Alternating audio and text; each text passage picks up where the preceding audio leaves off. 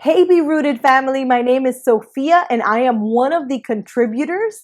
I'm so excited to be able to come alongside all of you to be able to bring a word and dig into Psalms 119. This week I get to bring you Psalms 119 verses 133 through 136.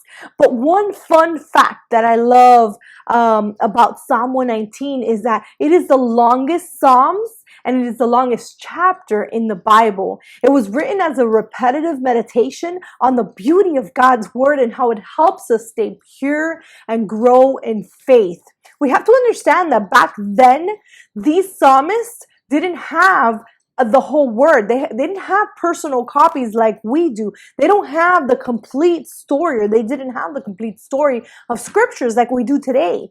Some people would memorize it and they would pass it on orally. The way the Psalms were constructed were for easy memorization. Notice that a lot of it has been repeated. So let's dig right in, and we're going to go into Psalms 119 verses 133 through 136. It says, "Guide my steps by your word, so I will not be overcome by evil. Ransom me from the oppression of evil people. Then I can obey your commands. Look upon me with love.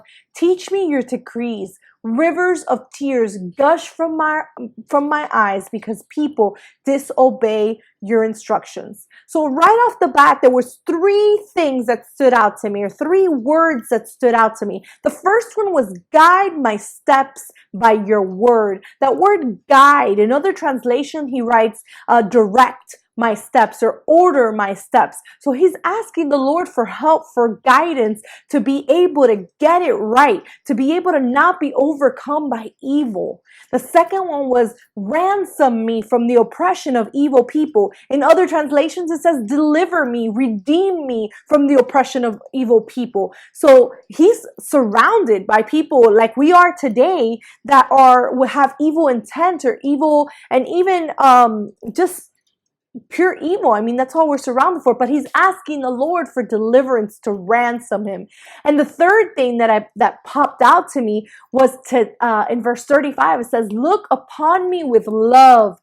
Teach me your decrees." Decrees are his laws, his ways. So he's asking the Lord to teach him so that he's able to obey his word.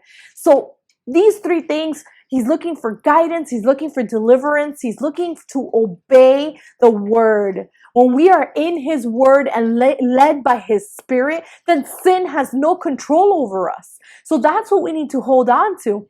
We need to hold on to asking him, praying to him, being in his word.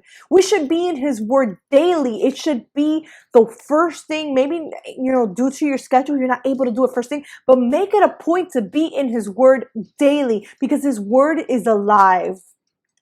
Will you seek out the Lord to direct your steps? Will you ask him for deliverance from all your enemies? Seek him out and you will see how everything will change. Remember, God's word, the Bible, is the only sure guide for living a pure life to honor him. I love you, ladies. Have an awesome week.